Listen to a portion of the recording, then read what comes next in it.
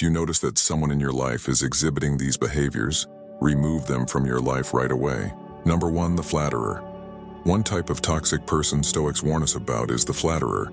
This is someone who showers us with insincere praise and compliments, not because they truly admire us, but because they want something from us.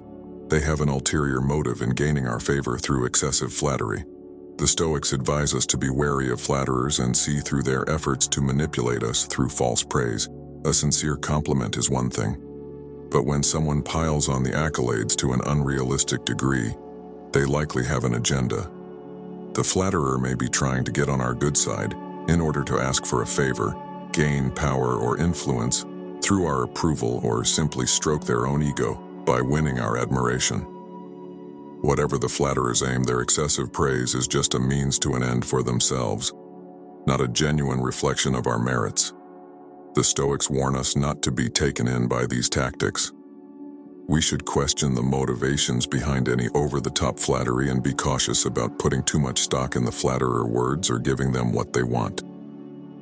Insincere praise does us no good. The wise course is to see through the flattery to discern the flatterer true intentions. Number 2, the greedy.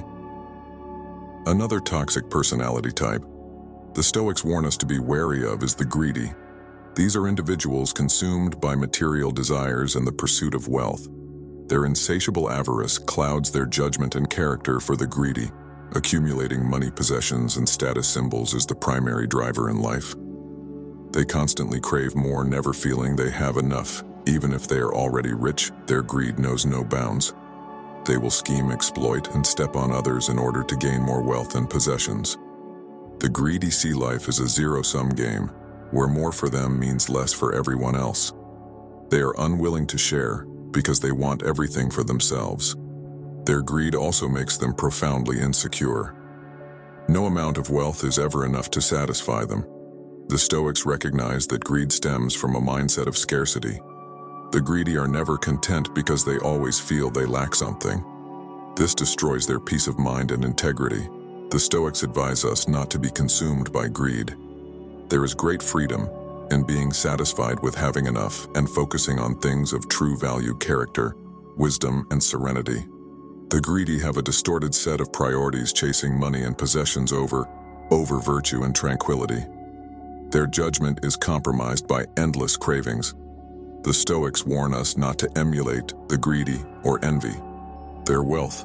More does not mean better. Fulfillment comes from within, not from external gains. Number 3, the envious. The envious are another type of toxic individual. The Stoics advise us to avoid and not emulate. These are people who resent the talents, successes, or possessions of others. They are continually jealous of what others have. The envious feel that another person's good fortune comes at their expense. They operate from a mindset of scarcity, assuming life is a zero-sum game. So when someone else gains something, they think it means less for them. This breeds resentment, insecurity, and animosity within the envious. They act out of these feelings by trying to undermine those they envy. The envious person will attempt to belittle others' talents, dismiss their success as luck or privilege, and spread nasty rumors. Basically, they try to cut down people they see as above them.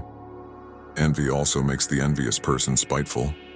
They can't stand seeing someone else get ahead, so they try to spoil it rather than find inspiration in others' accomplishments. The envious person's jealousy leads them to make snide remarks, deliver backhanded compliments, and secretly revel when the envied person faces misfortune. The Stoics recognize envy as a type of involuntary moral weakness, stemming from lack of wisdom, but they emphasize we can choose whether or not to act. From envy, the wise course is to view others with goodwill and celebrate their successes, not resent them. We should be inspired by others' talents to cultivate our own virtues rather than falling into envy's trap. Number 4, the angry. Another problematic personality type the Stoics warn about is the chronically angry person. These individuals are prone to frequent rages, bitterness, and desires for revenge. Their temper overpowers their reason and judgment. The angry person is set off easily by minor provocations, real or imagined. They tend to view others' actions and words in the worst possible light and are quick to take offense. They carry grudges over long periods, refusing to forgive or let go. Stoics saw the roots of anger as thwarted desires and a sense of helplessness. The angry person feels they are not getting what they deserve from the world. This breeds resentment and the urge to lash out. Rage and retaliation become their way of asserting control when gripped by anger. The angry person cannot think clearly or act constructively. Their temper clouds their faculties of reason. They are likely to speak harshly and act impulsively, based on their bitterness, making the situation worse, not better. The Stoics advise us not to emulate the angry. Though anger may arise involuntarily, we choose whether to act from it. The wise course is pausing for perspective. When we feel provoked, getting swept up in anger only poisons our own lives. It is better to act from reason and self-control, not petty grudges and resentment. As Epictetus stated, any person capable of angering you becomes your master. Number 5, the complainer. The chronic complainer is another tiresome personality type the Stoics warn us to avoid emulating. Complainers are perpetually negative, criticizing and moaning about their circumstances. They spread gloom rather than light.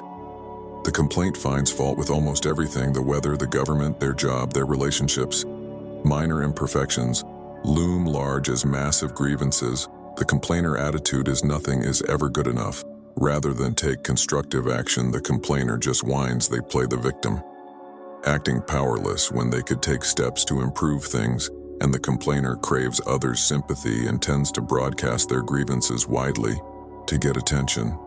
This breeds negativity that drags down themselves and those around them. Complainers don't realize their venting just reinforces their unhappiness. It becomes a toxic mindset. As Epictetus stated, if you wish to improve, be content to appear clueless or stupid in extraneous matters. The Stoics teach us not to emulate the complainers. Though we may face difficulties, we only make things worse for ourselves by excessive lamenting. It's far wiser to focus on making the best of what we can control, taking constructive action rather than wallowing in negativity. Hardships are inevitable, but we decide whether we meet them with wisdom and resilience or futile complaints. Number 6, the self-pitying. Another tiresome personality type the Stoics caution us against emulating is the self-pitying individual. These people wallow in their own misery and portray themselves as victims at every turn.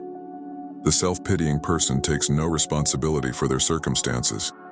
They blame other people, fate, the universe, and anything but themselves for their troubles. Their attitude is poor. Pitiful me, I deserve better than this unfair world. This breeds a mentality of powerlessness and resentment. The self-pitying individual expects others to coddle them and make things right. They broadcast tales of woe to elicit sympathy and reassurance. They are not to blame, but this actual why keeps the self-pitying person trapped by making themselves out to be a victim. They evade accountability and the need to take action to improve their self-absorption. Crowds out compassion for what others may be dealing with. The Stoics warn us against the mindset of self-pity. They advise taking a balanced view of life's ups and downs rather than wallowing when faced with adversity. We should focus on what we can control and build resilience, not portray ourselves as victims. Challenges are inevitable, but we decide whether we meet them with maturity or melodrama. As Marcus Aurelius stated, begin each day by telling yourself, today I shall meet with interference, ingratitude, insolence, disloyalty, ill will, and selfishness, all due to the offender ignorance of what is good and evil. Number 7, the arrogant. Another toxic personality type Stoicism cautions against is arrogance. The arrogant possess an inflated sense of self-importance and superiority over others. Their excessive pride blinds them to their flaws and actual standing. The arrogant person presumes they are always right, the best at what they do, and deserving of special treatment. They are convinced of their superior talents, intelligence, status, and entitlements. This leads them to talk down to others and view advice or criticism as beneath them. An arrogant attitude breeds intolerance, disrespect, and hostility towards those deemed lower. The arrogant individual is unable to recognize their mistakes or limitations, because that would shatter their grandiose self-image. Their pride leaves no room for humility or self-reflection. This makes the arrogant unteachable. They reject useful feedback that would help them improve or show consideration. They also have trouble forming genuine connections, since relating as an equal does not satisfy their need for dominance and recognition. The Stoics warn against the folly of arrogance. They advise cultivating humility and recognizing our human fallibility. Pride should come from living virtuously, not inflating our own importance, as Marcus Aurelius stated. You have no right to pass judgment on others at all. Their natures are the ones responsible. Their dispositions have become as they are under compulsion of character and necessity. Number 8, the selfish. Another problematic personality type discussed in Stoic teachings is the selfish individual. These people prioritize their own interests above all else and lack consideration for how their actions impact others. The selfish person tends to view everything in terms of what's in it for me. Their main decision-making calculus is how they can personal benefit. They pursue their own agenda without weighing collateral effects on others. This leads the selfish person to take advantage of people, ignore others' needs, break promises and share duties that do not immediately serve them. They see no issue with benefiting at others' expense. Their excessive self-interest blinds them to their social obligations. This creates a reputation for untrustworthiness and disloyalty. The selfish individual may achieve short-term gains, but loses relationships and respect over the long run. Their cynicism and exploitation breed conflict and isolation. They fail to experience the fulfillment of mutual care and support. The Stoics caution that selfishness is ultimately a hollow path. We are social creatures meant to live in harmony. Not conflict. Seeking to elevate others brings more meaning than elevating only oneself. As Marcus Aurelius stated, what brings a person? Tranquility is to do what's right and to be focused on the well-being of his fellow man. Number 9, the stubborn. Another problematic personality type discussed in Stoic philosophy is the stubborn individual. These people adhere rigidly to their opinions and refuse to listen to reason or compromise. Their inflexibility makes them difficult to deal with. The stubborn person insists on having things their way no matter what. They are unable or unwilling to consider alternative perspectives, advice, or possibilities. Even clear evidence contradicting them will not sway their entrenched position. This breeds resistance to change and growth. The stubborn individual would rather persist in full lie than adjust course and admit being mistaken. Adopting a more thoughtful approach would require opening their mind instead of clinging stubbornly to assumptions. Their rigid fixity also keeps the stubborn person from accommodating others' needs in relationships and collaborations. Everything becomes a power struggle rather than a mutual exchange, their way or the highway. This tends to alienate people. Stoicism teaches the folly of stubborn rigidity. While principles are important, the wise retain flexibility in applying them with reason and care. We harm ourselves when we refuse to adapt to changing circumstances or listen to wisdom from others. Our goals should be truth and improvement, not clinging obstinately to fragile ego. Number 10, the insensitive. These people lack empathy and care little about how their words and actions impact others. The insensitive person does not pick up on social cues or understand others' perspectives. They are toned deaf to what might hurt, offend, or upset someone. They plow recklessly ahead with their agenda without regard for the effects. This insensitivity breeds hurt and resentment. The insensitive person leaves a wake of bruised feelings, anger, and people who feel devalued. Yet the insensitive remain oblivious or indifferent to the harm caused. They do not reflect on how to conduct themselves with greater tact and care. Their harshness and lack of empathy tend to alienate people. Mean-spirited humor, blunt criticism, and callous disregard erode goodwill and trust. The insensitive person's relationships stay shallow because no one feels safe being vulnerable around them. Stoicism advocates developing greater empathy, compassion, and care. In our conduct, while we cannot control how others receive us, we should aim to interact with kindness and consideration. Thoughtlessness yields discord and isolation. Thoughtfulness yields understanding and community. As Marcus Aurelius stated, a wrongdoer is often unaware that he is doing wrong. Number 11, the cynical. Another toxic personality type discussed in Stoic philosophy is the cynic. Cynical people dismiss sincerity, idealism, and goodness as gullible or foolish. Their reflexive skepticism poisons hope and erodes community. The cynic assumes the worst of people's motives in anything positive.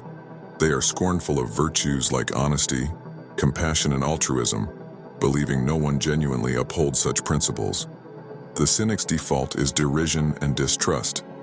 This cynical posture stems from disappointment and protects their ego. If they reject virtue as real, the cynic avoids feeling naive for believing in goodness or let down when it fails. Yet their skepticism becomes a self-fulfilling prophecy, pushing people away and degrading what they doubt. The cynic's caustic remarks and hair-triggered doubt tend to alienate others. Their derisive humor and refusal to believe the best corrode human connections. Beneath their protective scorn lies sadness about the good they feel. Cheated of Stoicism teaches that while evil exists, we must retain faith in our collective potential for virtue and goodness. Cynicism is corrosive. It saps our power to improve society. Though disappointed, we must remain open to sincerity and work together to increase justice and compassion in the world. As Marcus Aurelius stated, when you wake up in the morning, tell yourself the people I deal with today will be meddling, ungrateful, arrogant, dishonest, jealous, and surly. Number 12. The manipulative. Another toxic personality type discussed in Stoic teachings is the manipulator. Manipulators exploit and deceive others for personal gain. Their duplicity makes them untrustworthy. The manipulative person treats interactions like chess games to strategize. Advantage for themselves, they plot how to play people against each other, twist situations to their benefit, gain influence through false alliances, and coerce outcomes in their favor. This ruthless calculus makes the manipulator cunning but untrustworthy. They cultivate a facade of goodwill and sincerity, but it masks their self-serving agenda. The manipulator forms bonds, superficially dropping people.